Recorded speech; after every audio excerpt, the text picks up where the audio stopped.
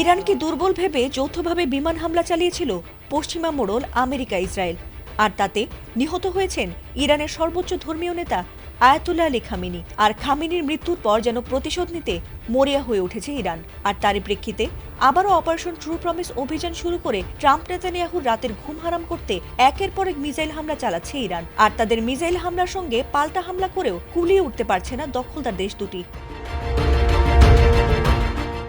ইরানের ওপর হামলার প্রথম দিনে নিজেদের বিজয় নিশ্চিত বলে মনে করলেও এর 4 দিনের মাথায় ভুল ভাঙে আমেরিকার। এমনকি শুরুতে ইরানের বিরুদ্ধে তাদের যুদ্ধ 4-5 সপ্তাহেরও বেশি সময় ধরে গড়াবে বলেও হুমকি দিয়েছিল আমেরিকা। তবে এখন ইরানিদের সঙ্গে মোটেই পেরে উঠতে পারছে না ট্রাম্প বাহিনী। এদিকে ইরানের লাগাতার ক্ষেপণাস্ত্র ও ড্রোন হামলায় সৌদি আরব, কাতার, কুয়েত, বাহরাইন, ইরাক ও আমিরাতে একাধিক মার্কিন ঘাঁটি ক্ষতিগ্রস্ত হয়েছে। আর এসব ক্ষয়ক্ষতির কারণে এবার চরম অর্থ সংকটে পড়তে যাচ্ছে আমেরিকা।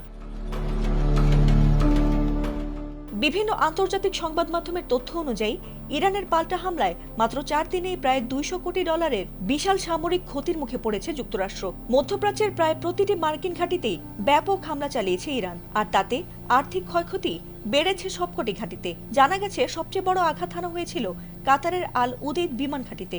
সেখানে স্থাপিত প্রায় $1.1 বিলিয়ন মূল্যের একটি প্রারম্ভিক সতর্কতা রাডার ব্যবস্থা ক্ষতিগ্রস্ত হয়েছে বলে দাবি করা হয়েছে। কাতার কর্তৃপক্ষ স্থাপনাটিতে আঘাতের বিষয়টি নিশ্চিত করেছে।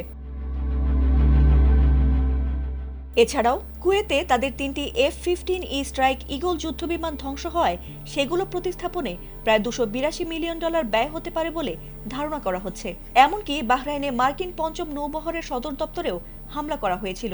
এতে করে তাদের 2টি স্যাটেলাইট যোগাযোগ টার্মিনাল ও কয়েকটি ভবন ক্ষতিগ্রস্ত হয়েছে। পাশাপাশি সংযুক্ত আরব আমিরাতের আল রুয়াইস এলাকায় মোতায়েন থাকা থার্ড ক্ষেপণাস্ত্র প্রতিরক্ষা ব্যবস্থার একটি গুরুত্বপূর্ণ রাডার উপাদান ধ্বংসের দাবি করেছে ইরান। আর এভাবে আরও কয়েকদিন চললে ইরানের সাথে যুদ্ধ চালানো প্রায় অসম্ভব হয়ে পড়বে ট্রাম্পের জন্য। ফাতিমা সুলতানা, ATN বাংলা।